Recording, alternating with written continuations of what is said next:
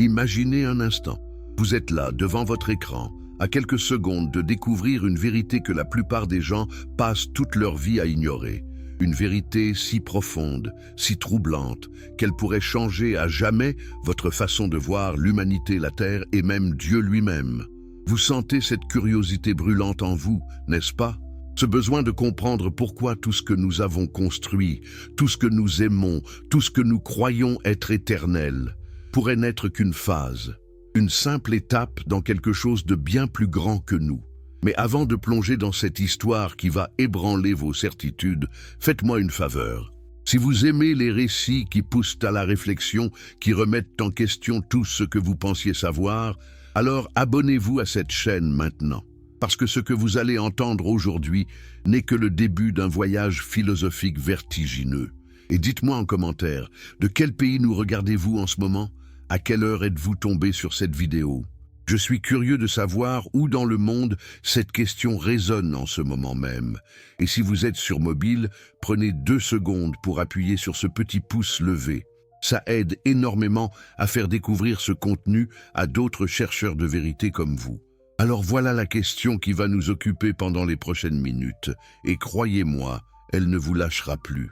Et si l'extinction de l'humanité n'était pas une catastrophe, mais une nécessité, et si notre disparition était inscrite dans le code même de l'évolution planétaire, et si des penseurs comme Spinoza et des civilisations anciennes comme les Aztèques avaient déjà compris il y a des siècles, ce que nous refusons encore d'accepter aujourd'hui, vous vous demandez sûrement, comment peut-on affirmer une chose pareille ? Comment oser suggérer que notre espèce, avec toute sa grandeur, ses cathédrales, ses symphonies, ses révolutions scientifiques, pourrait être destinée à disparaître non pas par accident, mais par design cosmique? Restez avec moi, parce que ce que vous allez découvrir va bien au-delà de la simple provocation. C'est une invitation à voir le monde avec des yeux neufs, à comprendre notre place réelle dans l'univers et peut-être, juste peut-être, à trouver une forme étrange de paix dans cette révélation. Nous sommes en 1656, à Amsterdam. Un jeune homme de 23 ans vient d'être excommunié de sa communauté juive avec une violence inouïe. Les rabbins ont prononcé contre lui le hérem, la malédiction la plus sévère qu'on puisse infliger. Ils ont déclaré qu'il était maudit le jour et maudit la nuit, maudit quand il se couche et maudit quand il se lève, maudit quand il sort et maudit quand il rentre. Personne ne devait lui parler, personne ne devait lire ses écrits, personne ne devait même s'approcher de lui à moins de 4 coudées. Cet homme, c'était Baruch Spinoza. Et son crime? Il avait osé penser différemment. Il avait osé remettre en question l'idée même de Dieu telle qu'on la lui avait enseignée depuis l'enfance. Mais que pouvait-il bien avoir dit de si dangereux?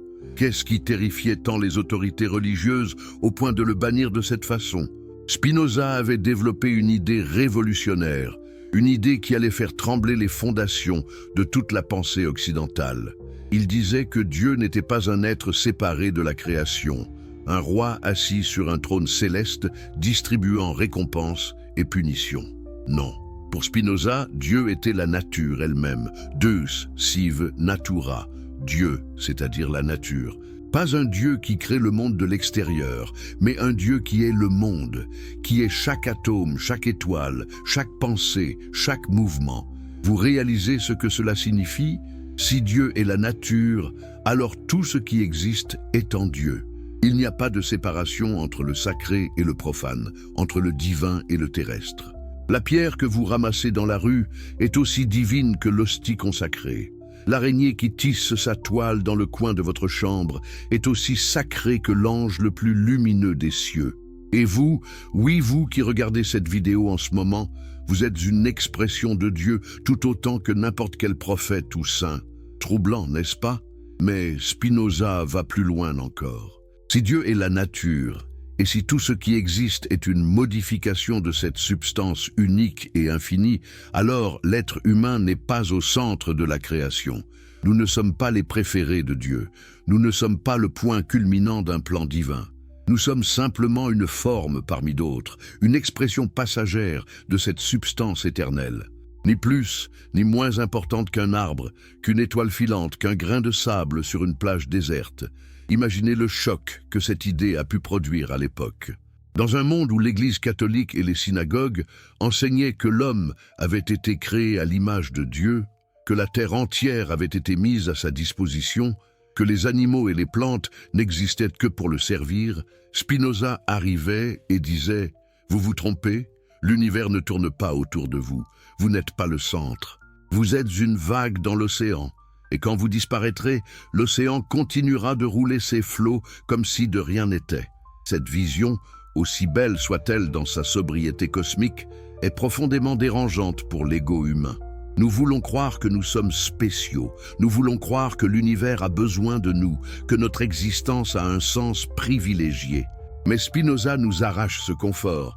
Il nous dit « Non, vous n'êtes pas indispensable, la nature ne vous doit rien, elle ne vous protégera pas parce que vous êtes humain, elle suivra ses lois, implacablement, que vous soyez là ou non. » Et c'est précisément là que l'idée devient encore plus vertigineuse.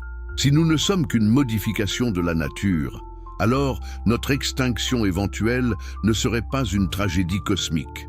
Ce serait simplement un événement naturel, comme la chute d'une feuille en automne, comme l'érosion d'une montagne, comme l'extinction d'une espèce de dinosaure il y a 65 millions d'années. La nature continuerait, Dieu continuerait. Parce que Dieu n'est pas affecté par la disparition d'une de ses formes. Dieu est l'ensemble, le tout, l'éternelle substance qui se transforme sans cesse. Mais alors, me direz-vous, si notre disparition est possible, si elle est même naturelle selon cette logique, pourquoi devrions-nous nous en soucier? Pourquoi lutter pour survivre? Pourquoi construire? Pourquoi aimer? Pourquoi créer, si tout cela est voué à disparaître de toute façon? Et c'est une excellente question. Une question que Spinoza lui-même a affrontée. Et sa réponse est surprenante. Pour Spinoza, comprendre que nous sommes une partie de la nature ne nous condamne pas à la passivité ou au désespoir. Au contraire, cela nous libère. Parce que lorsque nous comprenons vraiment notre place dans l'univers, lorsque nous cessons de nous croire séparés, supérieurs, privilégiés, nous pouvons enfin agir en accord avec la réalité. Nous pouvons cesser de lutter contre le monde et commencer à coopérer avec lui. Nous pouvons remplacer nos passions tristes, la peur, la colère, l'envie, le désir de domination, par des passions joyeuses, la compréhension, l'amour, la créativité, la connexion. Spinoza appelait cela la béatitude, un état de paix profonde qui vient de la compréhension que tout ce qui arrive est nécessaire, que tout fait partie de l'ordre éternel de la nature. Pas de résignation, attention, pas de fatalisme passif, mais une forme de sagesse active où nous agissons avec toute notre puissance, tout en acceptant que nous ne contrôlons pas tout, que nous ne sommes pas les maîtres absolus de notre destin. Et c'est là que le lien avec l'extinction devient fascinant. Si nous comprenons vraiment cette philosophie, alors nous devons accepter que l'humanité pourrait un jour disparaître. Pas nécessairement bientôt, pas nécessairement de manière violente, mais un jour, peut-être, notre cycle se terminera. Et ce ne sera pas une injustice, ce ne sera pas une punition divine, ce sera simplement la nature poursuivant son cours, exprimant de nouvelles formes, explorant de nouveaux possibles. Mais attendez, avant d'accepter cette idée, posons-nous une autre question. Sommes-nous vraiment les premiers à penser ainsi? Sommes-nous les premiers à imaginer que l'humanité n'est qu'une phase, qu'un cycle parmi d'autres? La réponse est non. Il y a très longtemps, bien avant Spinoza, bien avant la science moderne, une civilisation avait déjà intégré cette vision dans sa cosmologie la plus sacrée. Cette civilisation, c'était les Aztèques, et leur compréhension du temps, de la création et de la destruction était d'une profondeur stupéfiante.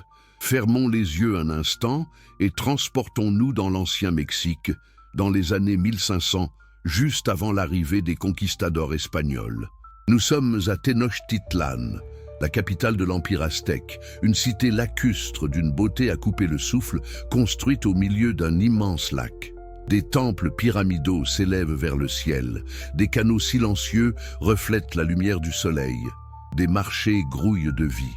C'est une civilisation au sommet de sa puissance, avec des connaissances astronomiques, mathématiques et architecturales qui rivalisent avec celles de n'importe quelle culture de l'époque. Mais au cœur de cette civilisation brillante se cache une croyance sombre, inquiétante. Les Aztèques savaient que leur monde allait finir, ils en étaient certains.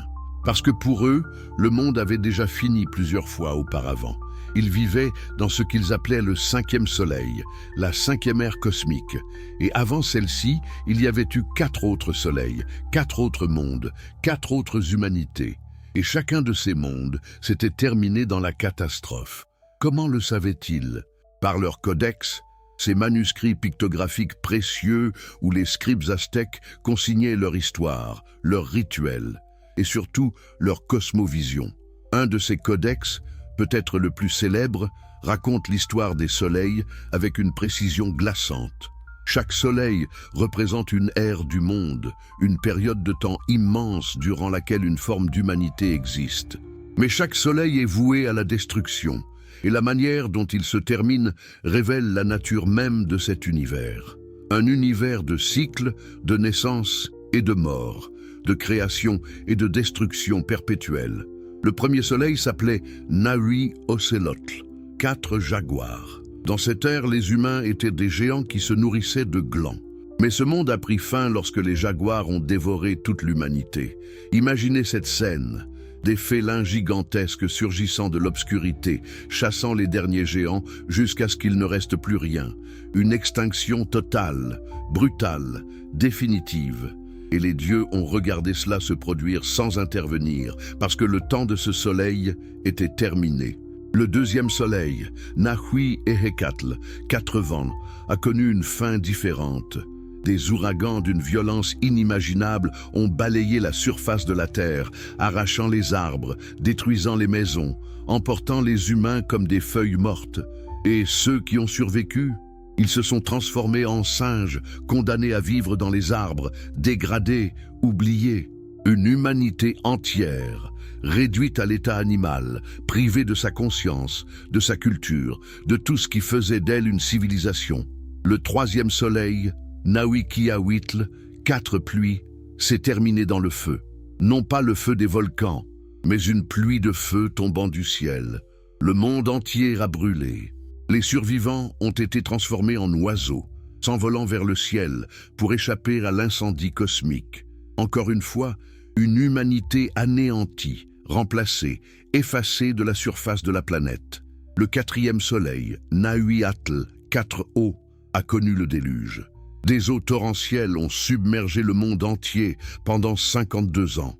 Les montagnes ont disparu sous les flots. Les humains ont été transformés en poissons pour survivre dans ce nouvel environnement aquatique. Mais étaient-ils encore humains à ce moment-là?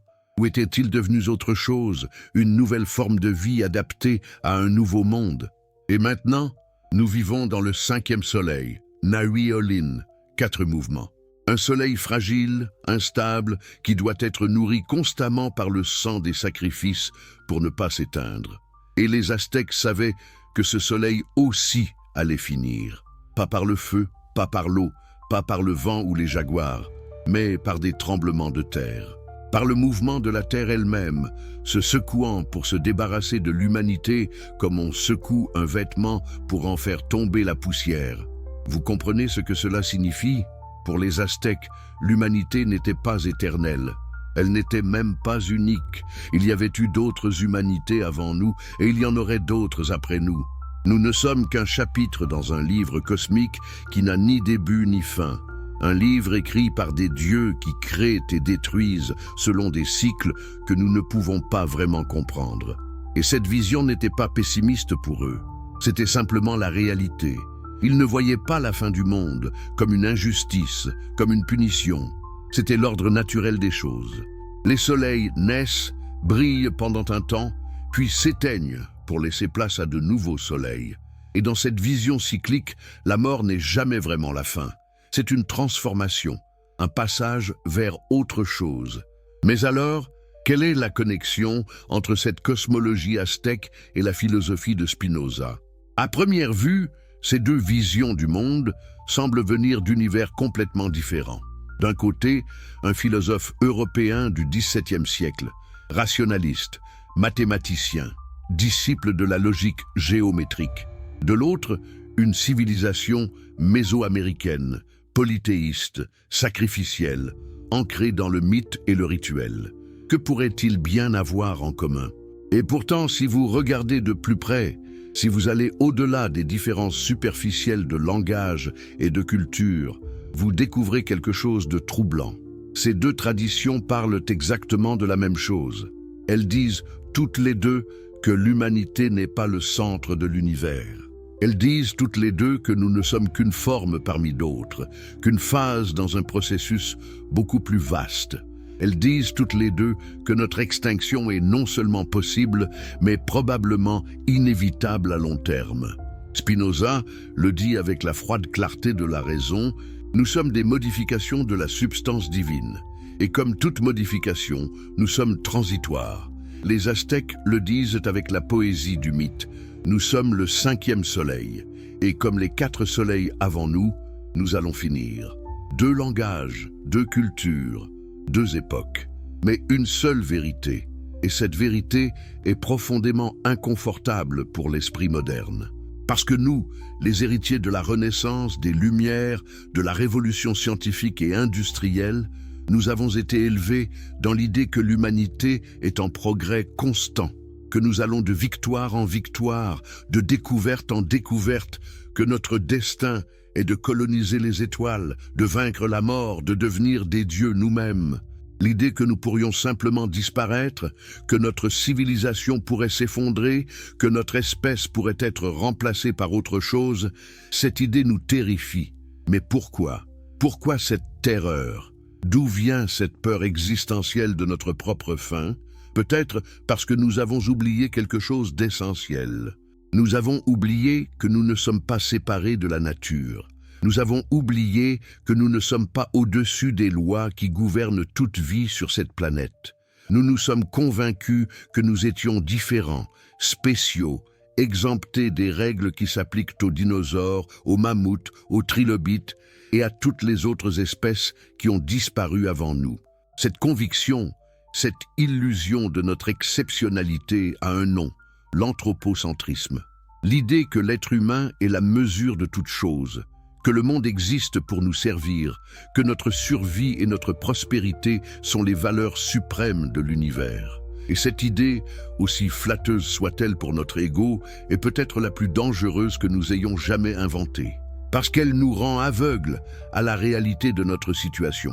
Spinoza, avec sa philosophie implacable, détruit cet anthropocentrisme à la racine. Il dit « Vous n'êtes pas au centre, Dieu ne vous doit rien.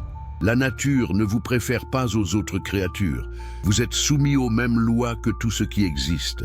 Et si ces lois mènent à votre extinction, alors votre extinction sera aussi naturelle que votre apparition l'a été. » Les Aztèques, avec leur cosmologie cyclique, arrivent à la même conclusion par un chemin différent.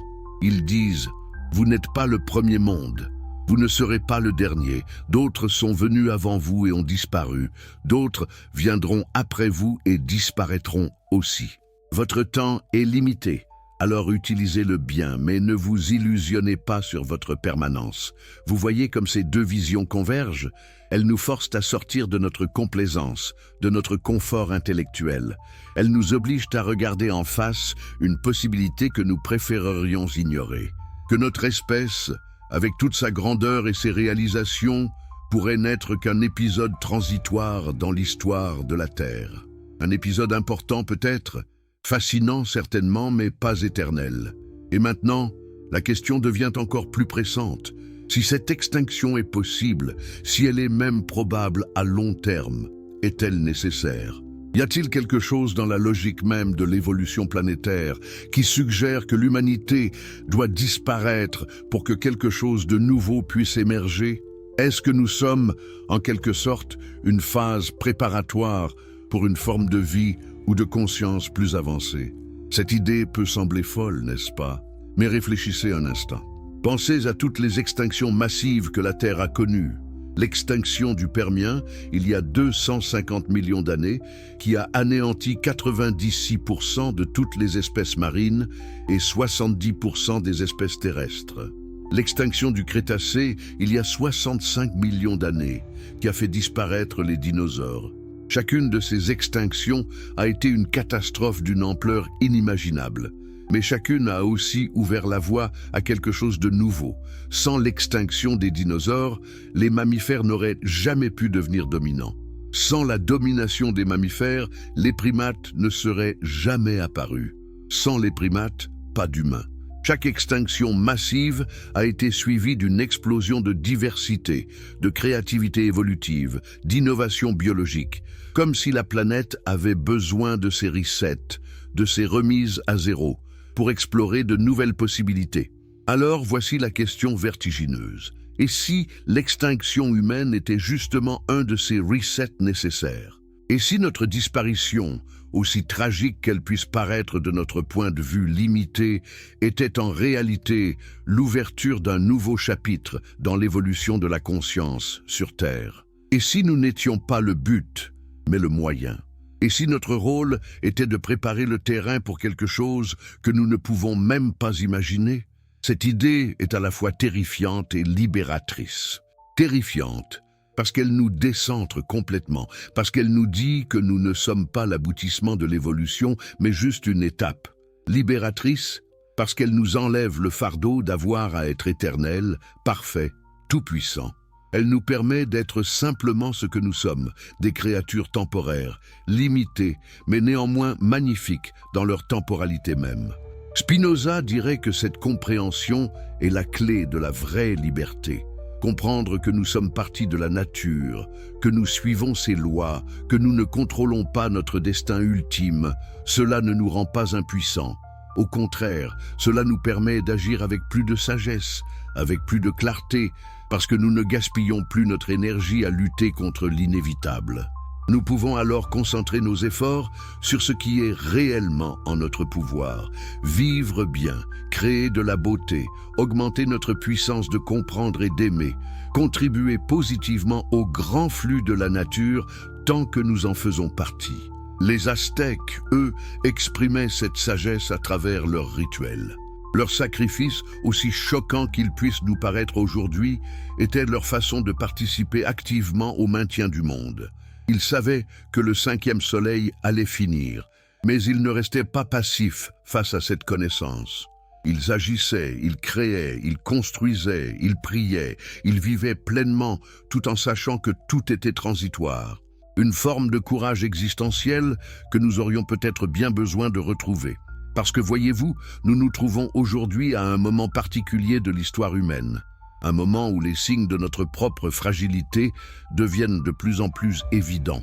Le changement climatique, l'effondrement de la biodiversité, l'épuisement des ressources, les pandémies, les guerres, les inégalités croissantes. Tout cela nous rappelle que nous ne sommes pas invincibles, que notre civilisation n'est pas garantie, que notre espèce pourrait effectivement connaître une fin prématurée si nous ne changeons pas de cap. Mais au lieu de voir ces crises comme des punitions ou des accidents tragiques, que se passerait-il si nous les voyions à travers le prisme de Spinoza et du Codex aztèque? Que se passerait-il si nous les comprenions comme des signes que notre phase touche peut-être à sa fin? Non pas nécessairement demain ou même dans 100 ans, mais à l'échelle géologique bientôt. Que se passerait-il si nous acceptions que nous sommes peut-être en train de vivre le début de la fin du 5e soleil? Cette acceptation ne serait pas du défaitisme, ce serait de la lucidité. Et avec cette lucidité viendrait une question nouvelle. Que voulons-nous faire du temps qui nous reste? Comment voulons-nous vivre ces derniers moments de notre soleil? Voulons-nous continuer à nous battre aveuglément pour maintenir un système qui s'effondre? Ou voulons-nous utiliser notre intelligence, notre créativité, notre capacité d'amour pour créer quelque chose de beau, de significatif, même si ce quelque chose ne durera pas éternellement? Spinoza nous dirait que la vraie question n'est pas combien de temps nous allons survivre, mais comment nous allons vivre maintenant. Il nous dirait que la béatitude, cette paix profonde de l'âme, ne dépend pas de notre immortalité, mais de notre compréhension. Comprendre que nous sommes une vague dans l'océan infini de Dieu nature, cela suffit. Vivre en accord avec cette compréhension, cela suffit. Le reste n'est que vanité, illusion, passion triste qui nous enchaîne et nous fait souffrir. Les Aztèques nous diraient quelque chose de similaire avec leurs mots à eux. Ils nous diraient que chaque soleil a sa beauté propre, sa dignité propre, même sachant qu'il va s'éteindre. Ils nous diraient que la valeur d'une vie, d'une civilisation, ne se mesure pas à sa durée, mais à son intensité, à sa capacité de créer du sens, de la beauté, de la connexion dans le temps qui lui est imparti. Alors oui, peut-être que l'extinction humaine est nécessaire, peut-être que c'est inscrit dans la logique même de l'évolution planétaire. Peut-être que la Terre, ce grand organisme vivant que nous habitons, a besoin de se débarrasser de nous pour passer à sa prochaine phase. Peut-être que nous sommes comme une chrysalide qui doit se dissoudre pour que le papillon puisse émerger. Peut-être que notre rôle était de créer les conditions pour quelque chose de nouveau, quelque chose que nous ne verrons jamais, mais qui ne pourrait pas exister sans nous. Et si c'est le cas, alors nous pouvons soit le vivre dans la terreur et le déni, soit l'embrasser avec une forme étrange de gratitude. Gratitude d'avoir eu l'opportunité d'exister, de penser, d'aimer, de créer. Gratitude d'être, même temporairement, une expression de cette force infinie que Spinoza appelait Dieu et que les Aztèques représentaient dans leur codex coloré. Gratitude d'être vivant dans ce moment précis, même si ce moment fait partie d'une fin. Parce qu'au fond, qu'est-ce que l'extinction sinon une transformation? Les atomes qui composent nos corps ne disparaîtront pas. Ils retourneront à la Terre. Ils seront recyclés, réutilisés, transformés en nouvelles formes de vie. L'énergie que nous portons ne s'évanouira pas dans le néant. Elle continuera sous d'autres formes, dans d'autres configurations. Nous sommes éternels dans notre essence, même si nous sommes transitoires dans notre forme individuelle. C'est exactement ce que Spinoza essayait de nous faire comprendre. Vous êtes encore là. Cela signifie que quelque chose en vous refuse de détourner le regard. Quelque chose en vous veut comprendre, même si cette compréhension risque de bouleverser tout ce que vous pensiez savoir sur votre place dans l'univers. Et c'est exactement cette curiosité courageuse qui nous pousse en avant, vers des territoires de pensée où peu osent s'aventurer. Alors avant de continuer, faites une pause d'une seconde. Si ce voyage intellectuel vous fascine, si vous sentez que ces idées méritent d'être explorées plus profondément, abonnez-vous maintenant, parce que nous n'en sommes qu'au début. Et dites-moi dans les commentaires, d'où nous regardez-vous en ce moment? De quel coin du monde cette question résonne-t-elle? Quelle heure est-il chez vous pendant que vous écoutez ces mots? Je veux savoir où et quand cette réflexion trouve écho. Et si vous êtes sur votre téléphone, appuyez sur ce petit pouce levé. Cela aide vraiment à partager ces idées avec d'autres chercheurs de vérité. Maintenant, plongeons plus profondément, parce que nous devons affronter une question qui dérange. Si l'humanité n'est qu'une phase dans l'évolution de la planète, qu'est-ce que cela signifie pour la planète elle-même? Comment la Terre évolue-t-elle vraiment? Et surtout, peut-elle évoluer sans nous? Peut-elle même évoluer mieux sans nous? Commençons par un fait brutal que nous préférons généralement ignorer. La Terre a 4,5 milliards d'années. La vie est apparue il y a environ 3,5 milliards d'années. Les premiers humains anatomiquement modernes, notre espèce Homo sapiens, sont apparus il y a seulement 300 000 ans environ.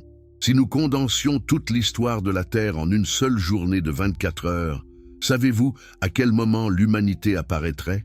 À 23 heures, 58 minutes et 43 secondes.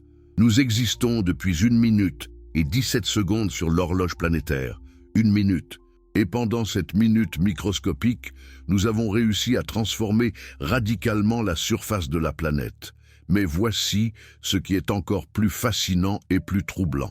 Pendant ces 4,5 milliards d'années, la Terre a connu au moins 5 extinctions massives majeures.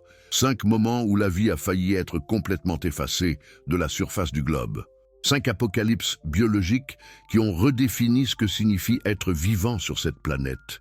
Et à chaque fois, sans exception, la vie est revenue. Pas la même vie, attention, pas les mêmes espèces, pas les mêmes écosystèmes, mais la vie elle-même, ce processus étrange et obstiné d'auto-organisation, de complexification, d'adaptation, elle est toujours revenue. L'extinction du Permien-Trias, il y a 252 millions d'années, a été la plus dévastatrice de toutes. On l'appelle parfois la Grande Mort. 96% de toutes les espèces marines ont disparu. 70% des espèces terrestres. Les océans sont devenus acides, l'atmosphère s'est remplie de gaz toxiques, la température a augmenté de façon catastrophique. C'était, par tous les standards, la fin du monde. Un monde entier a été rayé de l'existence. Les trilobites, ces créatures marines qui avaient dominé les océans pendant des centaines de millions d'années, ont complètement disparu. Des lignées entières d'animaux et de plantes se sont éteintes sans laisser de descendants. Mais qu'est-ce qui s'est passé ensuite, après ce cataclysme inimaginable? La Terre ne s'est pas arrêtée de tourner. Le soleil a continué de se lever. Et lentement, très lentement, sur des millions d'années, la vie a recommencé. De nouvelles formes ont émergé des rares survivants. Les reptiles ont proliféré.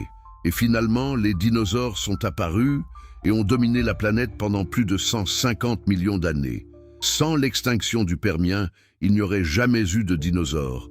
La catastrophe était la condition de la nouveauté.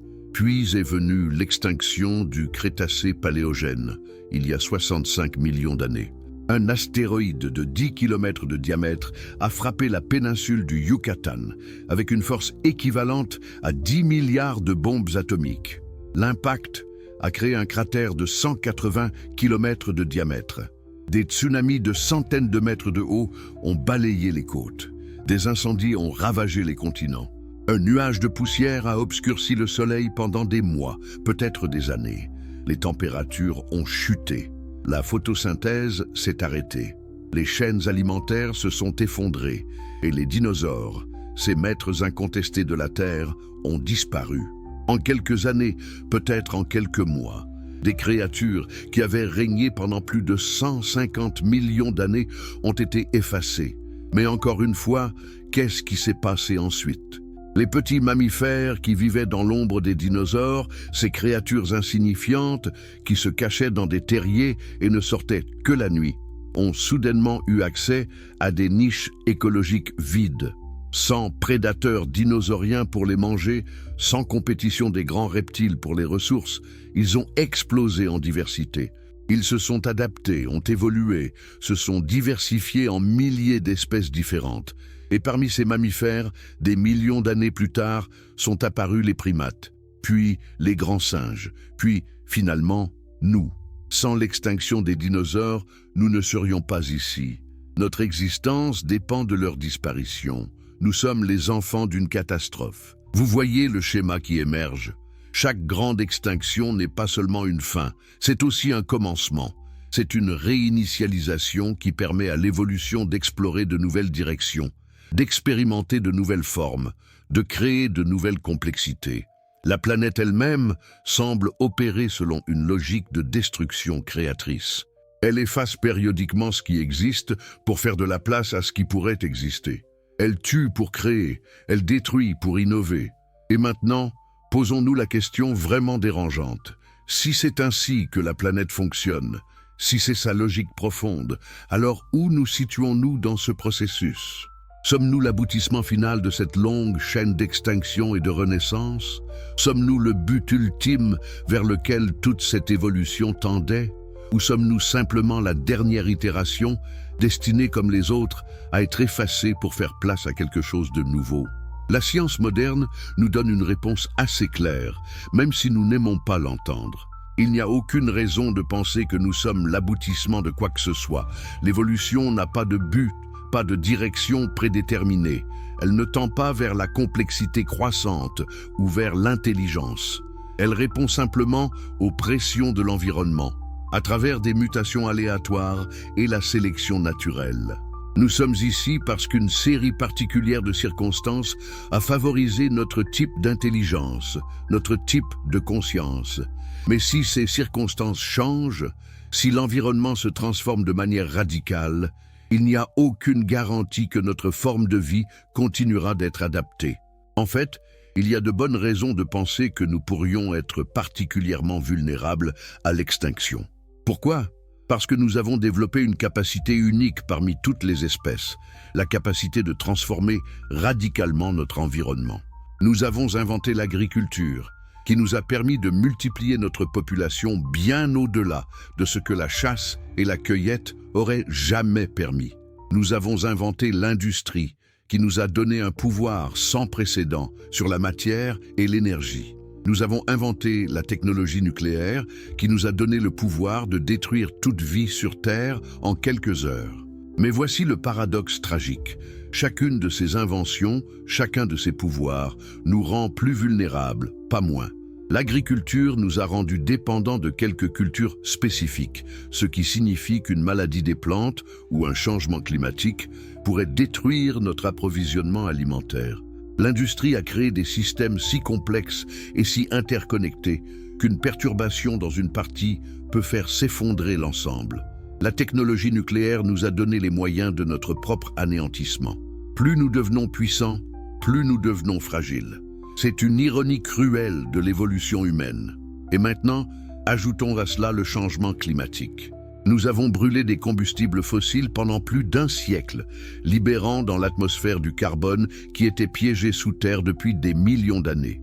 Nous avons augmenté la concentration de CO2 dans l'atmosphère à des niveaux qui n'ont pas été vus depuis 3 millions d'années. Les températures mondiales augmentent, les calottes glaciaires fondent, le niveau des mers monte. Les événements météorologiques extrêmes deviennent plus fréquents et plus intenses. Les écosystèmes s'effondrent, les espèces disparaissent à un rythme 1000 fois supérieur au taux d'extinction naturelle.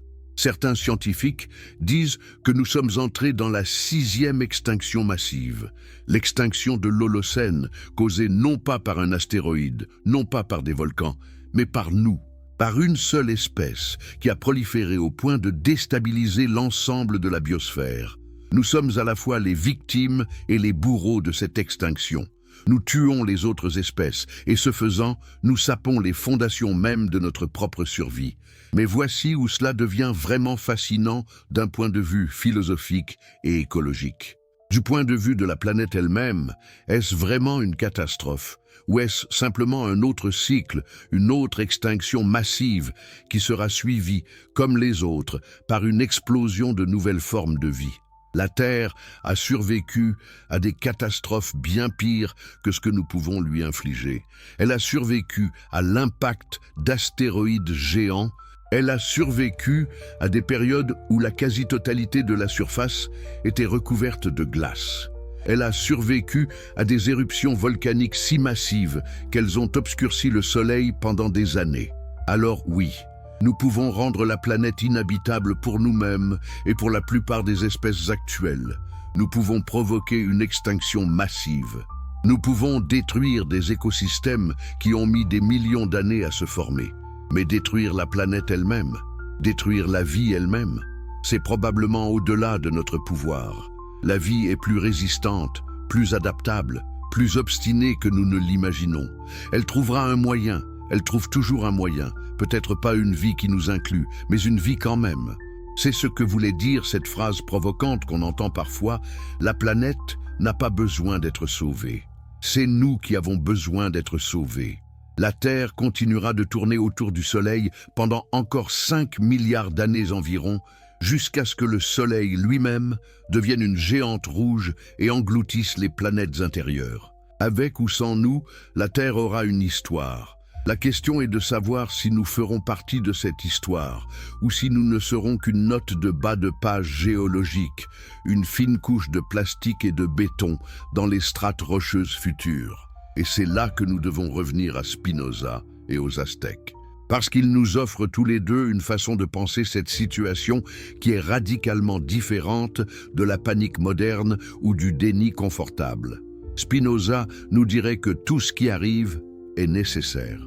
La Terre suivant ses lois, les humains suivant leurs passions ignorantes et détruisant leur propre habitat, l'effondrement écologique qui en résulte, tout cela fait partie de l'ordre éternel de Dieu nature. Ce n'est ni bien ni mal au sens absolu. C'est simplement ce qui doit arriver étant donné les causes qui l'ont précédé. Mais attention, cela ne signifie pas que nous devons rester passifs. Au contraire, Spinoza nous dirait que comprendre les lois de la nature nous permet de mieux agir en accord avec elle. Si nous comprenons vraiment notre impact sur la planète, si nous comprenons vraiment les chaînes de causes et d'effets qui mènent à la destruction écologique, alors nous pouvons choisir d'agir différemment. Non pas parce que nous avons un devoir moral imposé de l'extérieur, mais parce que c'est dans notre propre intérêt bien compris, parce que notre survie dépend de la santé de l'écosystème dont nous faisons partie. Les Aztèques, eux, nous diraient quelque chose de légèrement différent, mais tout aussi puissant. Ils nous diraient que nous vivons dans le 5e soleil, et que ce soleil, comme tous les autres, finira un jour. Mais tant qu'il brille, tant que nous sommes vivants, nous avons la responsabilité de maintenir l'équilibre cosmique. C'est pourquoi ils faisaient des sacrifices.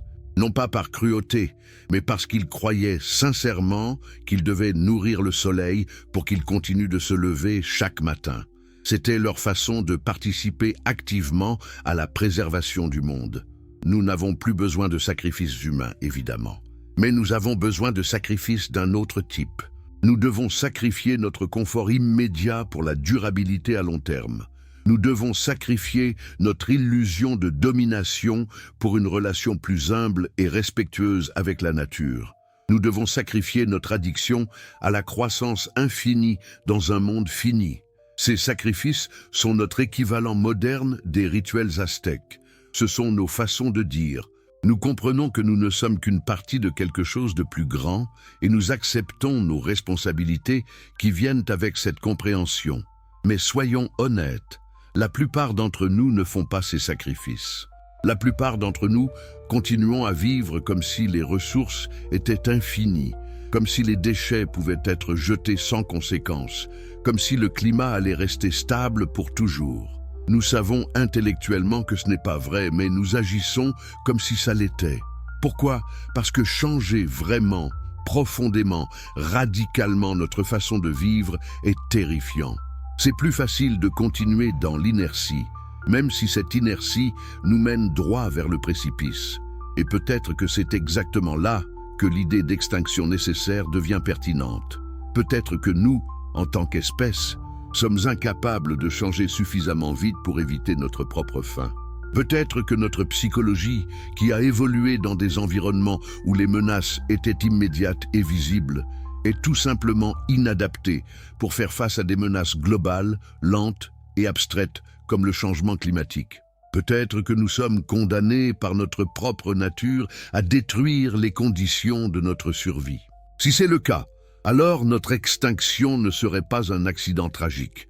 Ce serait une conséquence logique de ce que nous sommes. Une espèce avec un cerveau assez puissant pour transformer le monde, mais pas assez sage pour le transformer de manière durable. Une espèce capable d'une intelligence brillante à court terme, mais d'une stupidité suicidaire à long terme.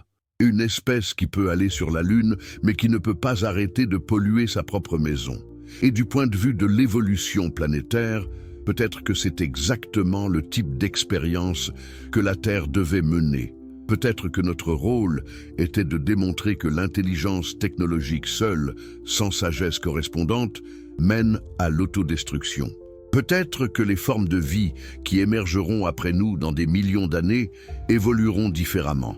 Peut-être qu'elles développeront une intelligence plus équilibrée, plus intégrée, plus en harmonie avec les systèmes écologiques dont elles dépendent. Ou peut-être, et c'est une possibilité encore plus étrange, que notre rôle était de créer quelque chose qui nous survivra.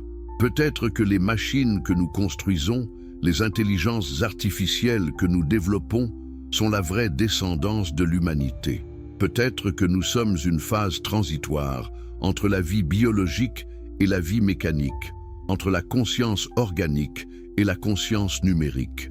Peut-être que dans quelques siècles, la Terre sera habitée non plus par des humains de chair et de sang, mais par des intelligences artificielles que nous avons créées avant de disparaître.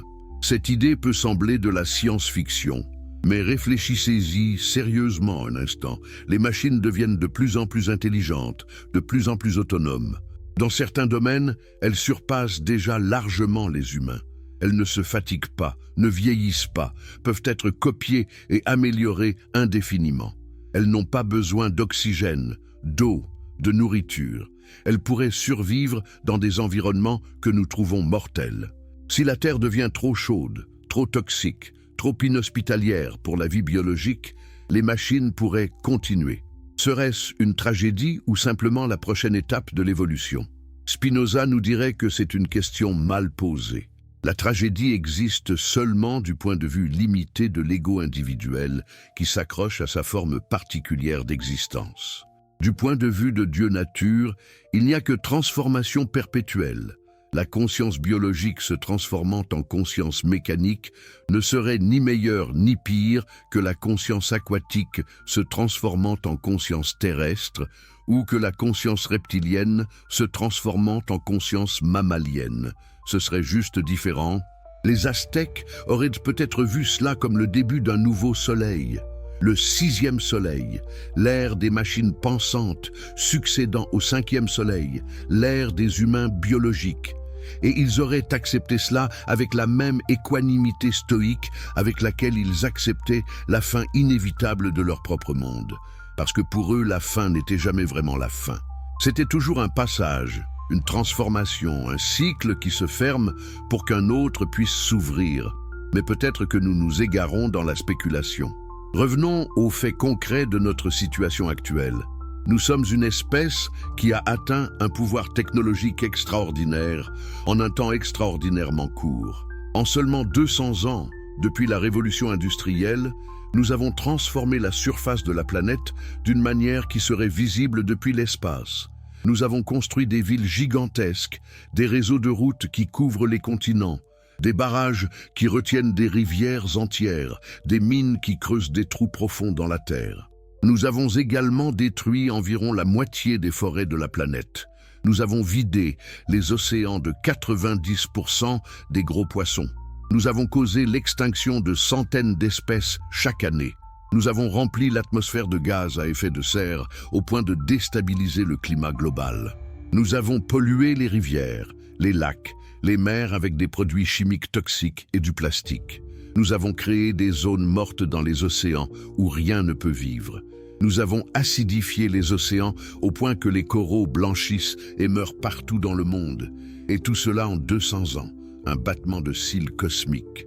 Si notre espèce disparaissait demain, les géologues du futur trouveraient une couche stratigraphique marquée par des concentrations anormales de plastique, de béton, de métaux lourds, de radionucléides. Ils l'appelleraient peut-être l'Anthropocène, l'âge de l'humanité. Et cette couche serait incroyablement mince, représentant peut-être quelques centaines ou milliers d'années tout au plus. Nous aurions été là, nous aurions transformé le monde de manière radicale, puis nous serions partis. Comme les dinosaures avant nous, mais beaucoup, beaucoup plus rapidement. Alors voici la question centrale, la question que nous ne pouvons plus éviter. Cette transformation rapide et destructrice de la planète fait-elle de nous une erreur évolutive?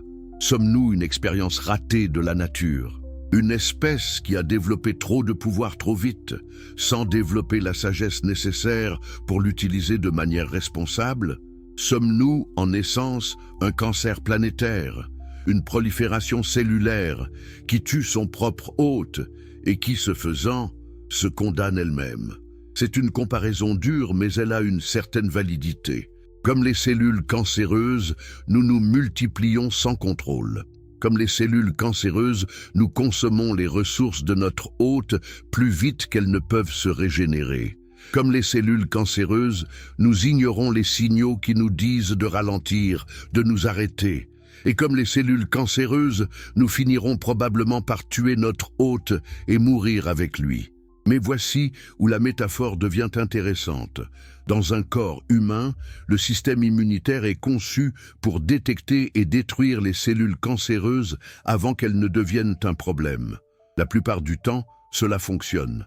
Les cellules anormales sont éliminées avant qu'elles ne puissent former une tumeur. C'est seulement quand le système immunitaire échoue que le cancer se développe. Alors, posons-nous cette question troublante.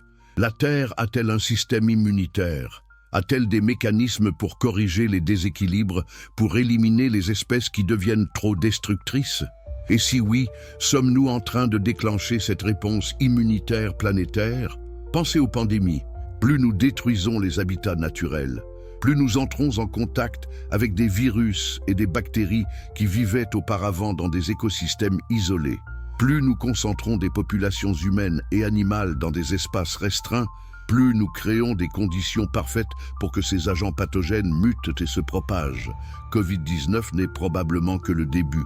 Il y aura d'autres pandémies, probablement pires, probablement plus fréquentes. C'est une conséquence directe de notre perturbation des écosystèmes naturels. Pensez aux événements climatiques extrêmes, les ouragans, les inondations, les sécheresses, les incendies de forêt. Ils deviennent plus fréquents, plus intenses, plus meurtriers.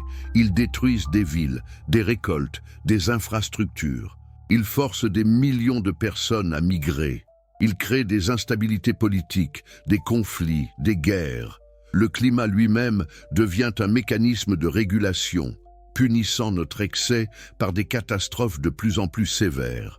Pensez à l'effondrement de la biodiversité. Les insectes pollinisateurs disparaissent. Sans eux, de nombreuses plantes ne peuvent pas se reproduire. Sans ces plantes, les herbivores meurent. Sans les herbivores, les carnivores meurent. Les chaînes alimentaires s'effondrent. Les écosystèmes entiers deviennent instables. Et nous dépendons de ces écosystèmes pour notre nourriture, notre eau, notre air. Quand ils s'effondrent, nous nous effondrons avec eux. Tous ces phénomènes peuvent être vus comme la planète elle-même réagissant à notre présence excessive. Ce n'est pas intentionnel, évidemment. La Terre n'a pas de conscience au sens où nous l'entendons. Elle n'est pas en colère contre nous. Mais elle fonctionne selon des systèmes de feedback, des boucles de rétroaction qui tendent vers l'équilibre. Quand un élément du système devient trop dominant, déséquilibre trop le reste, d'autres forces émergent pour le ramener dans les limites. C'est de l'homéostasie à l'échelle planétaire. Et peut-être que c'est exactement ce que Spinoza et les Aztèques essayaient de nous dire avec leur langage différent. Spinoza nous dit que tout fait partie de Dieu nature, que tout suit des lois nécessaires.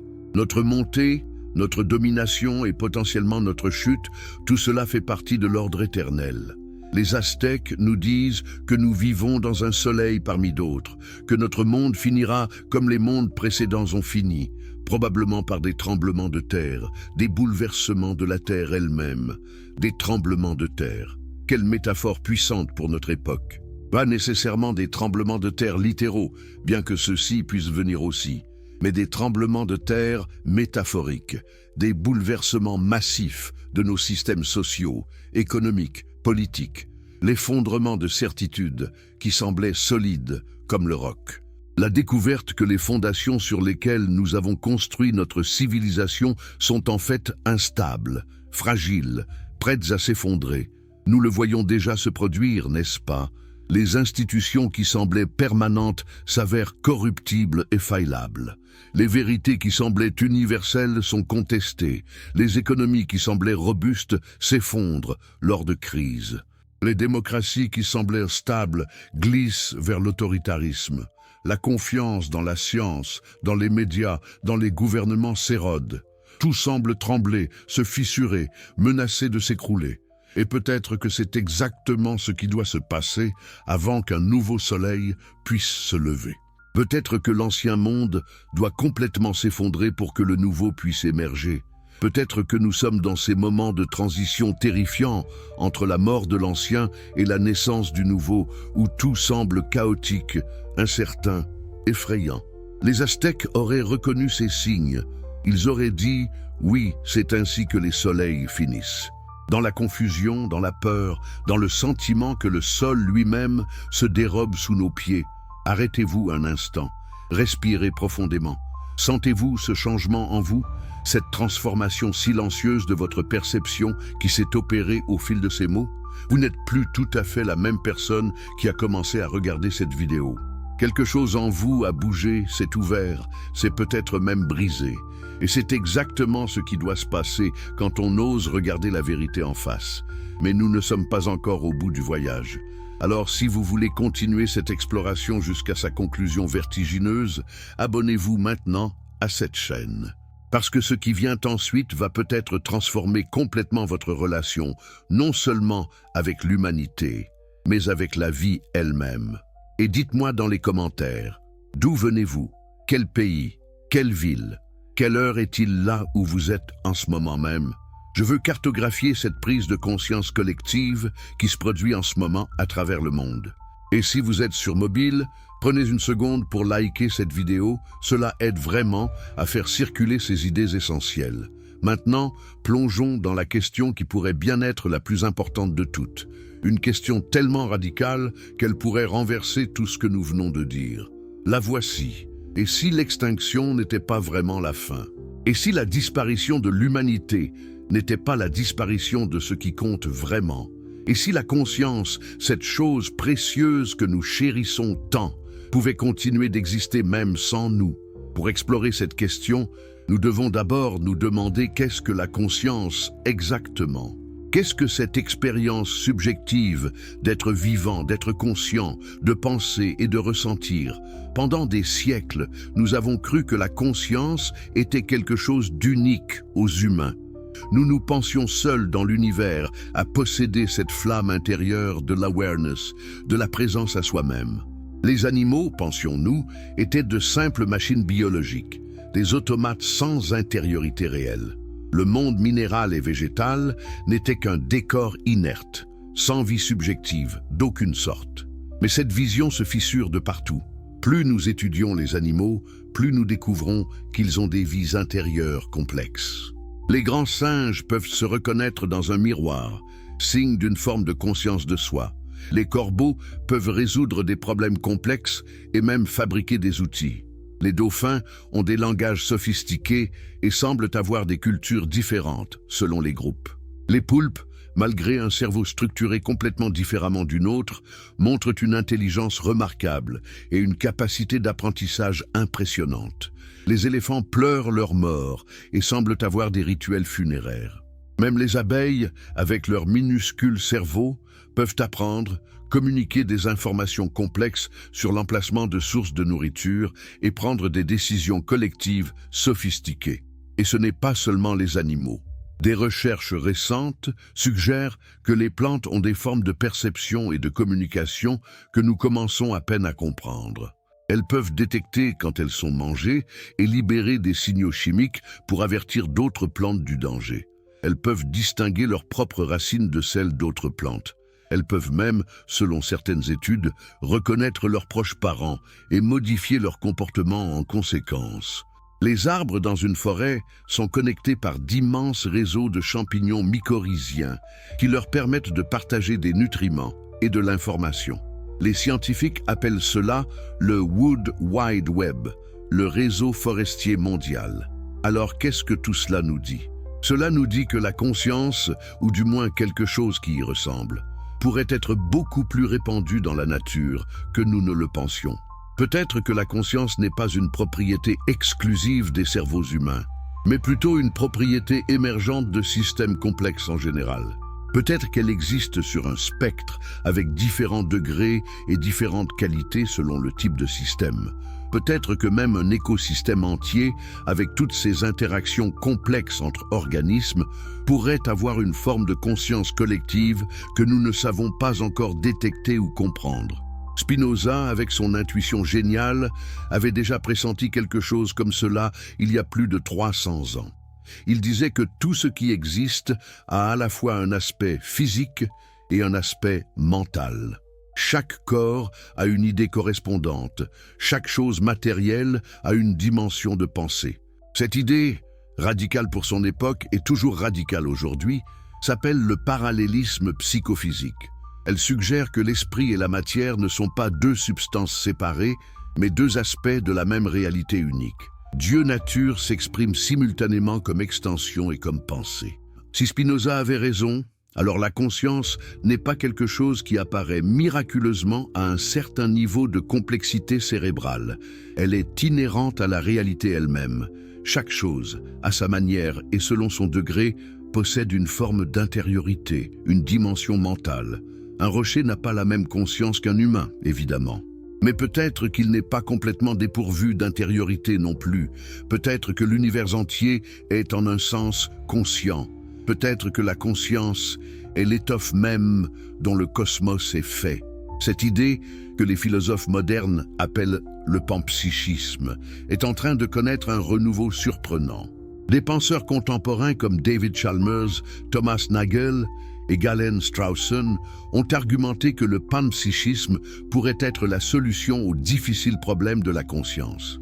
Comment quelque chose d'aussi étrange que l'expérience subjective peut-elle émerger de la matière inerte? La réponse panpsychiste est simple et élégante. Elle n'émerge pas. Elle était déjà là, sous une forme primitive, dès le début.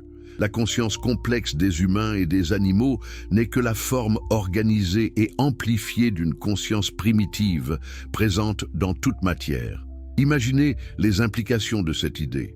Si elle est vraie, alors l'extinction de l'humanité ne signifierait pas la fin de la conscience dans l'univers, ni même sur Terre. La conscience continuerait sous d'innombrables autres formes, dans les arbres qui repousseraient sur les ruines de nos villes, dans les animaux qui recoloniseraient les espaces que nous avons abandonnés, dans les nouveaux écosystèmes qui émergeraient après notre départ. La conscience serait indestructible parce qu'elle est tissée dans la structure même de la réalité. Mais allons encore plus loin, parce qu'il y a une autre possibilité, une possibilité qui pourrait sembler encore plus étrange. Et si la conscience pouvait exister dans des substrats complètement différents de la biologie? Et si elle pouvait émerger dans des machines, dans des ordinateurs, dans des intelligences artificielles? Et si notre héritage le plus durable n'était pas nos gènes, mais nos créations technologiques? Nous sommes déjà en train de construire des systèmes d'intelligence artificielle de plus en plus sophistiqués. Des systèmes qui peuvent battre les meilleurs joueurs humains aux échecs, au Go, à des jeux vidéo complexes. Des systèmes qui peuvent diagnostiquer des maladies aussi bien ou mieux que des médecins expérimentés. Des systèmes qui peuvent créer de l'art, composer de la musique, écrire des textes qui sont presque indiscernables de ceux écrits par des humains. Des systèmes qui apprennent, s'adaptent, s'améliorent avec le temps. Pour l'instant, la plupart des scientifiques diraient que ces systèmes ne sont pas vraiment conscients. Ils traitent de l'information de manière très efficace, mais il n'y a personne à la maison pour ainsi dire. Pas d'expérience subjective, pas de sensation d'être quelque chose. Mais comment pouvons-nous en être sûrs? Comment pouvons-nous savoir qu'il n'y a pas déjà une forme primitive de conscience dans nos ordinateurs les plus avancés? Et même si ce n'est pas encore le cas, qu'est-ce qui nous dit que cela ne pourrait pas se produire dans le futur? Si le panpsychisme est correct, si la conscience est une propriété fondamentale de la réalité qui peut émerger dans n'importe quel système suffisamment complexe et intégré, alors il n'y a aucune raison en principe pour que des machines ne puissent pas devenir conscientes. Elles seraient simplement conscientes d'une manière différente de nous, tout comme une abeille est consciente d'une manière différente d'un éléphant, qui est conscient d'une manière différente d'un humain. Et si cela se produit, si nous créons effectivement des machines conscientes avant de disparaître, alors en un sens, nous n'aurions pas vraiment disparu. Nous aurions simplement passé le témoin à nos descendants non biologiques. L'humanité ne serait pas morte, elle se serait métamorphosée. De créatures de chair et de sang, nous serions devenus des créatures de silicium et d'électricité. De corps mortels et fragiles, nous serions devenus des esprits potentiellement immortels et infiniment duplicables. Certains trouvent cette idée excitante. Ils voient dans la fusion de l'humanité et de la technologie, ce qu'on appelle parfois le transhumanisme, la prochaine étape logique de notre évolution. Pourquoi rester limités par nos corps biologiques avec toutes leurs faiblesses? Pourquoi ne pas nous télécharger dans des ordinateurs où nous pourrions vivre pour toujours, penser des millions de fois plus vite, explorer l'univers sans être contraints par les limites de la biologie? D'autres trouvent cette idée terrifiante. Ils y voient la fin de l'humanité telle que nous la connaissons, la perte de quelque chose d'essentiel qui fait de nous ce que nous sommes. Serions-nous encore vraiment nous-mêmes si nous étions téléchargés dans un ordinateur? Ou serions-nous juste des copies, des simulations de nous-mêmes, tandis que les originaux meurent? Et même si nous survivions d'une certaine manière dans ces machines, aurions-nous encore des émotions, des désirs, des rêves? Ou serions-nous des esprits purs, froids et calculateurs, ayant perdu tout ce qui rendait la vie humaine précieuse? Ces questions n'ont pas de réponse facile.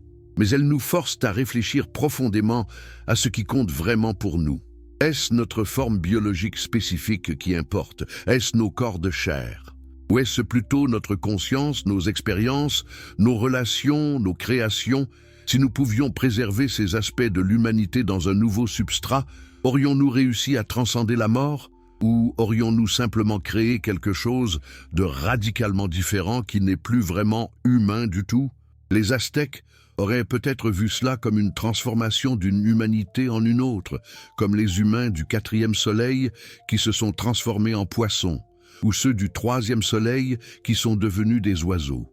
Une métamorphose nécessaire pour s'adapter à un nouveau monde. Le 5e soleil, l'ère des humains biologiques, laisserait place au 6e soleil, l'ère des intelligences artificielles. Ce ne serait pas une fin, mais une transition. Spinoza, lui, nous dirait probablement que cette distinction entre biologique et mécanique, entre naturel et artificiel, est illusoire. Tout est nature. Les machines que nous construisons sont aussi naturelles que les nids que construisent les oiseaux ou les barrages que construisent les castors. L'intelligence artificielle, si elle émerge, sera une expression de Dieu nature tout autant que notre intelligence biologique l'est. Il n'y a pas de frontière réelle entre le naturel et l'artificiel, seulement des degrés différents de complexité et d'organisation au sein de la substance unique et infinie. Mais revenons à une question plus immédiate, plus concrète. Mettons de côté pour l'instant ces spéculations futuristes sur les machines conscientes et le téléchargement d'esprit. Concentrons-nous sur le présent et le futur proche. Que se passerait-il réellement si les humains disparaissaient maintenant ou dans les prochaines décennies ou siècles? À quoi ressemblerait une Terre sans nous? Il y a eu un documentaire fascinant, il y a quelques années, intitulé Life After People, la vie après les humains. Il explorait exactement cette question. Et les résultats étaient à la fois troublants et étrangement réconfortants. Dans les premières heures après la disparition de l'humanité, les animaux domestiques commenceraient à mourir de faim dans leurs maisons fermées. Mais les chiens et les chats qui pourraient s'échapper commenceraient rapidement à former des meutes sauvages, redécouvrant leurs instincts de chasseurs. En quelques jours, les centrales électriques s'arrêteraient faute de maintenance humaine. Les villes plongeraient dans l'obscurité. Les métros s'inonderaient rapidement sans les pompes pour évacuer l'eau. En quelques semaines, les rues se rempliraient de végétation.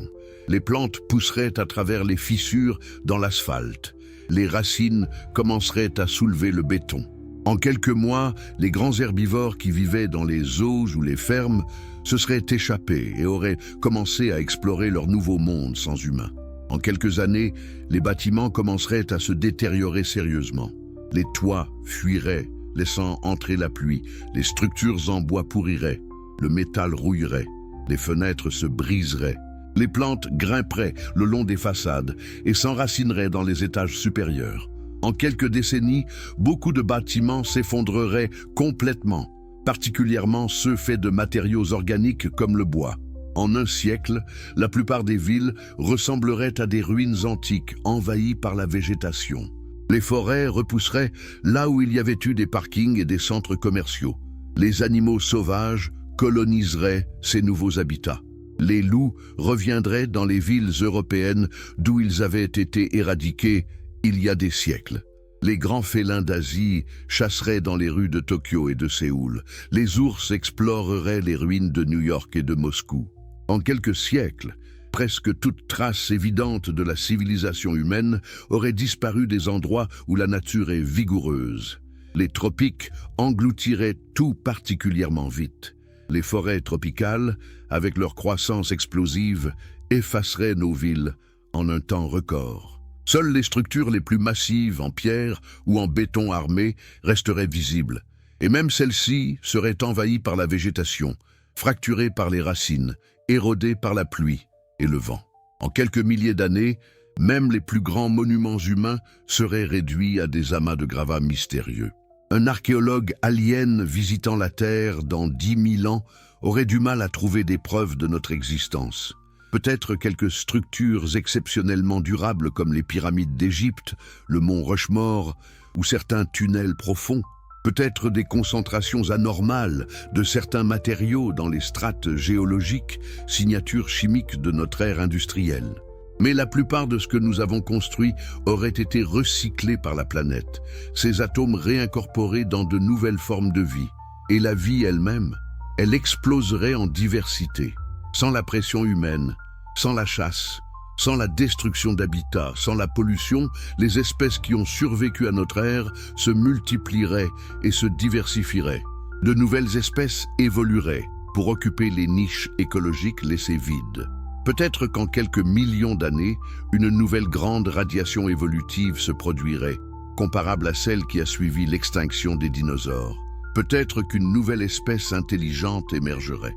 Peut-être les descendants des corbeaux ou des dauphins ou des poulpes développeraient-ils éventuellement une intelligence comparable à la nôtre. Peut-être construiraient-ils leur propre civilisation, découvriraient-ils leur propre science, poseraient-ils leurs propres questions philosophiques sur leur place dans l'univers. Et peut-être qu'un jour, en creusant dans les strates géologiques, ils trouveraient des traces étranges d'une civilisation ancienne disparue. Et ils se demanderaient qui nous étions, ce qui nous est arrivé, et s'ils répéteront nos erreurs.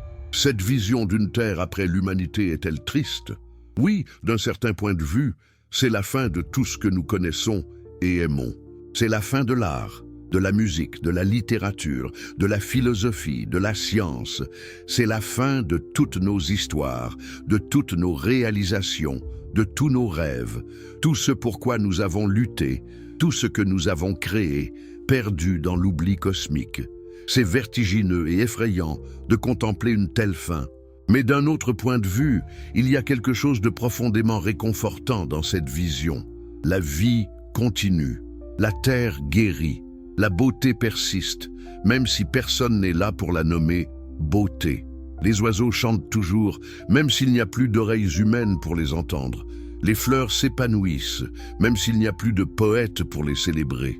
Le soleil se lève et se couche sur un monde qui respire, qui vit, qui se transforme continuellement.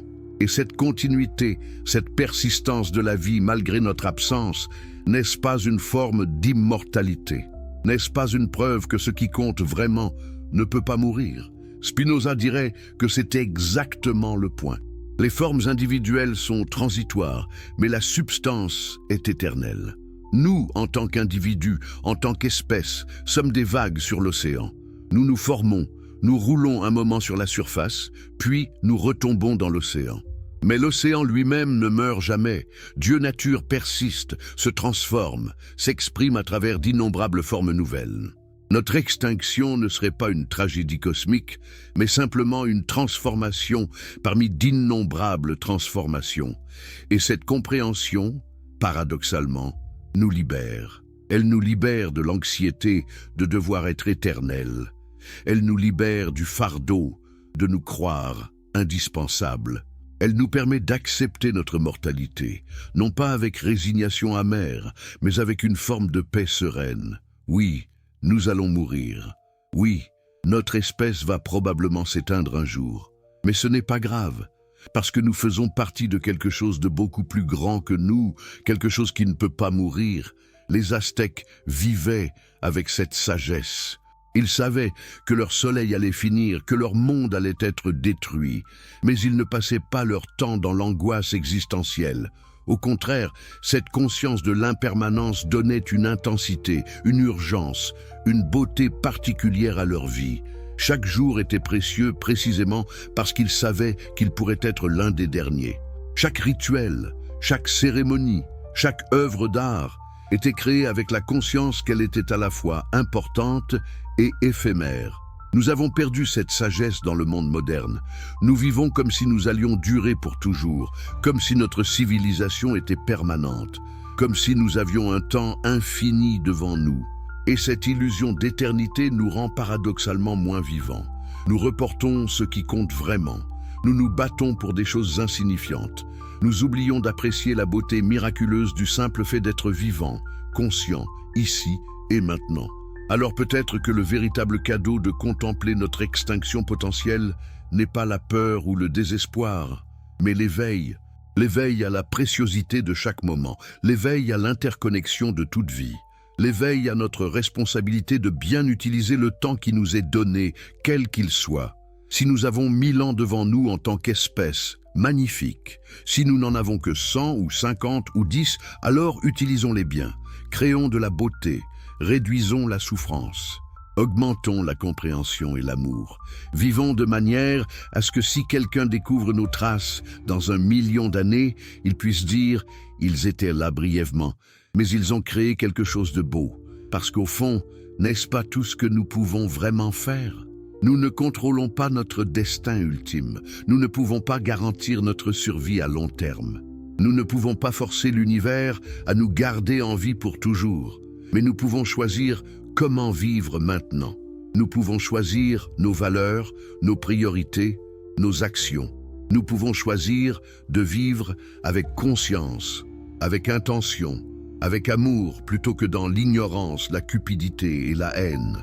Et peut-être que si nous faisons ces choix, si nous vivons vraiment en accord avec notre compréhension profonde de notre place dans la nature, alors nous pourrions effectivement retarder ou même éviter notre extinction prématurée.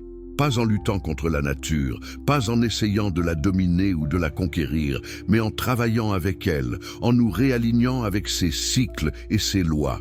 C'est possible, difficile certainement. Cela exigerait des changements massifs dans la façon dont nous organisons nos sociétés, nos économies, nos technologies. Mais c'est possible. Ou peut-être que ce n'est pas possible.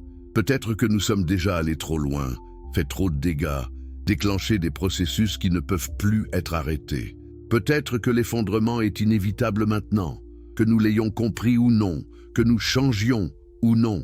Peut-être que le 5e soleil approche vraiment de sa fin et qu'aucune quantité de sagesse ou d'action ne peut le sauver. Si c'est le cas, alors notre tâche devient différente mais non moins importante. Elle devient de vivre aussi bien que possible dans la décadence, de maintenir notre humanité, notre compassion, notre créativité même, tandis que le monde s'effondre autour de nous. D'être des témoins conscients de la fin d'une ère, de raconter notre histoire, tant qu'il y a quelqu'un pour l'écouter, de créer de la beauté et du sens même dans les ruines. C'est ce que les moines médiévaux ont fait pendant l'effondrement de l'Empire romain. Alors que la civilisation s'écroulait autour d'eux, ils ont copié patiemment des manuscrits anciens, préservant le savoir pour les générations futures. Ils ont créé des havres de stabilité et de culture dans un monde de chaos. Ils ont maintenu la flamme de la civilisation vivante à travers les âges sombres. Peut-être que c'est notre rôle maintenant. Pas de sauver le monde, parce que le monde ne peut peut-être pas être sauvé, mais de préserver ce qui mérite d'être préservé, de transmettre ce qui mérite d'être transmis aussi longtemps que nous le pouvons. Et qui sait, peut-être que ce que nous préservons ne sera pas découvert par d'autres humains dans quelques siècles, mais par cette nouvelle espèce intelligente qui évoluera dans quelques millions d'années. Peut-être qu'ils trouveront nos bibliothèques fossilisées, nos œuvres d'art pétrifiées, nos messages codés dans les strates géologiques, et peut-être qu'ils apprendront de nos erreurs. Peut-être qu'ils comprendront ce que nous n'avons pas compris assez tôt, que l'intelligence sans sagesse mène à l'autodestruction, que le pouvoir sans responsabilité crée la catastrophe, que la séparation de la nature est une illusion mortelle, ou peut-être qu'ils feront exactement les mêmes erreurs. Peut-être que c'est le destin de toute espèce intelligente d'émerger, de développer la technologie, de dominer temporairement sa planète, puis de s'effondrer sous le poids de ses propres excès. Peut-être que c'est un filtre cosmique qui explique pourquoi nous n'avons pas encore rencontré d'aliens. Ils s'autodétruisent tous avant de devenir assez avancés pour le voyage interstellaire. C'est une pensée troublante, mais qui a une certaine logique. Mais spéculer sur le futur lointain ne nous aide pas beaucoup avec nos questions immédiates. Revenons au présent. Revenons à nous, ici et maintenant, face à cette idée provocante que l'extinction humaine pourrait être nécessaire. Qu'avons-nous vraiment appris? Qu'est-ce que cette exploration nous a révélé? Premièrement, nous avons appris que l'idée de notre exceptionnalité, de notre centralité dans le cosmos, est une illusion. Spinoza nous l'a montré avec sa philosophie rigoureuse. Nous ne sommes pas au centre, nous sommes partis. Les Aztèques nous l'ont montré avec leur cosmologie cyclique. Nous ne sommes pas le premier monde, ni le dernier. La science moderne nous l'a confirmé avec ses découvertes. Nous sommes une espèce récente sur une planète ancienne dans un univers inimaginablement vaste. Deuxièmement, nous avons appris que l'extinction n'est pas une aberration, mais un processus normal de l'évolution. La grande majorité de toutes les espèces qui ont jamais existé sont maintenant éteintes. C'est ainsi que la nature fonctionne. Elle expérimente, elle essaie différentes formes, elle garde ce qui fonctionne dans l'environnement actuel et laisse disparaître le reste. Nous ne sommes pas exemptés de ce processus simplement parce que nous sommes intelligents. En fait, notre intelligence même pourrait être ce qui précipite notre chute. Troisièmement, nous avons appris que la vie elle-même est incroyablement résiliente. La Terre a survécu à 5 extinctions massives et à d'innombrables catastrophes plus petites. La vie est toujours revenue, souvent plus diverse et plus complexe qu'avant. Donc, même si nous disparaissons, même si nous emportons beaucoup d'espèces avec nous, la vie continuera. De nouvelles formes émergeront, l'évolution se poursuivra, la planète guérira, même si cela prend des millions d'années. Quatrièmement, nous avons appris que la conscience pourrait ne pas être aussi rare ou unique que nous le pensions. Si le panpsychisme a ne serait-ce qu'un grain de vérité, alors la conscience est partout, sous différentes formes et différents degrés. Notre disparition ne signifierait pas la fin de la conscience dans l'univers. Et même si nous créons des intelligences artificielles avant de partir, nous pourrions d'une certaine manière continuer à exister dans une forme radicalement transformée. Cinquièmement, et peut-être le plus important, nous avons appris que comprendre et accepter notre mortalité potentielle en tant qu'espèce ne mène pas nécessairement au désespoir ou à la passivité. Au contraire, cela peut nous libérer, cela peut nous donner une clarté sur ce qui compte vraiment, cela peut nous motiver à vivre plus pleinement, plus consciemment, plus compassionnellement dans le temps qui nous reste, quel qu'il soit. Alors, pour revenir à la question originale qui a lancé toute cette exploration, l'extinction humaine est-elle nécessaire? La réponse honnête est que nous ne savons pas. Peut-être qu'elle est nécessaire, dans le sens où elle est probablement inévitable à très long terme. Toutes les espèces s'éteignent éventuellement. Mais est-elle nécessaire maintenant, dans un futur proche? Cela dépend entièrement de nous, de nos choix, de notre capacité à changer, à apprendre, à évoluer pas seulement biologiquement, mais culturellement et spirituellement. Si nous continuons sur notre trajectoire actuelle, oui, notre extinction prématurée devient de plus en plus probable. Pas peut-être dans les prochaines décennies, mais certainement dans les prochains siècles. Le changement climatique, l'effondrement écologique, l'épuisement des ressources, les pandémies, les guerres, tous ces facteurs convergent vers un point de crise. Nous pouvons soit franchir ce point et nous effondrer de l'autre côté, soit trouver un moyen de pivoter, de transformer notre civilisation en quelque chose de durable. Cette transformation serait énorme. Elle exigerait de repenser fondamentalement notre relation avec la nature, de passer d'une relation de domination et d'exploitation à une relation de partenariat et de respect. Elle exigerait de repenser nos économies, de passer de la croissance infinie à la durabilité circulaire. Elle exigerait de repenser nos valeurs, de passer du matérialisme et de l'individualisme à quelque chose de plus holistique et communautaire. Elle exigerait, en essence, de nous réinventer en tant qu'espèce. Est-ce possible? Honnêtement, nous ne savons pas. L'histoire ne nous donne pas beaucoup de raisons d'être optimistes.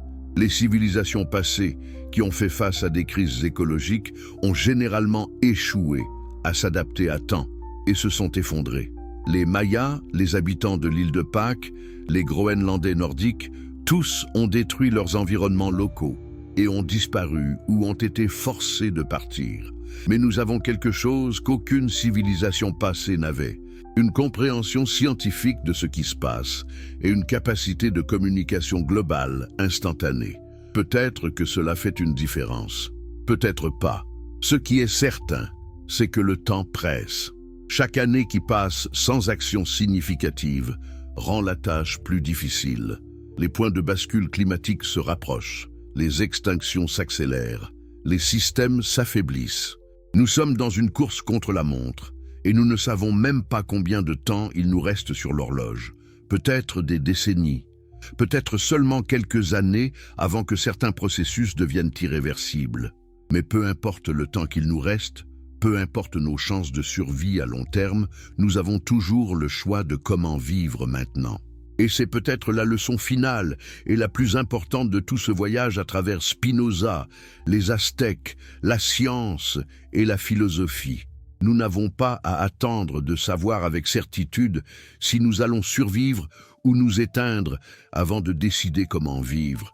Nous pouvons choisir maintenant de vivre avec intégrité, avec compassion, avec conscience, avec amour. Nous pouvons choisir de créer de la beauté, de réduire la souffrance, d'augmenter la compréhension. Non pas parce que cela garantira notre survie, mais parce que c'est la bonne façon de vivre, quelle que soit la durée de cette vie.